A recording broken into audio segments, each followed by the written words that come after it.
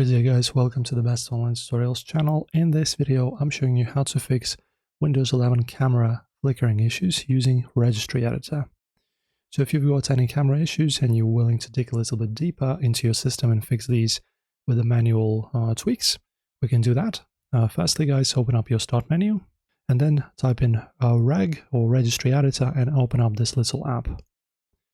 Okay, and in here we can start working. So I have just typed in the path and the necessary keys we need to create within our registry editor so that you guys are having the easier idea on what to do. So as you can see, the path is as follows. Let me actually snap my windows like this. Okay, so let's begin. Let's go to the very top. I'll just close everything. And now we start, as you can see, local machine. There we go. Then we tap on software. Then we go to Microsoft. Let's find Microsoft. There you go. Then we find Windows Media Foundation, also going to be in the bottom because of the W. You can also drag it like this, and let's find it. There's our Media Foundation. You can double click or just expand it like this. Then you go to Platform right here. Also expand this. Okay, and in here, the next steps is as follows.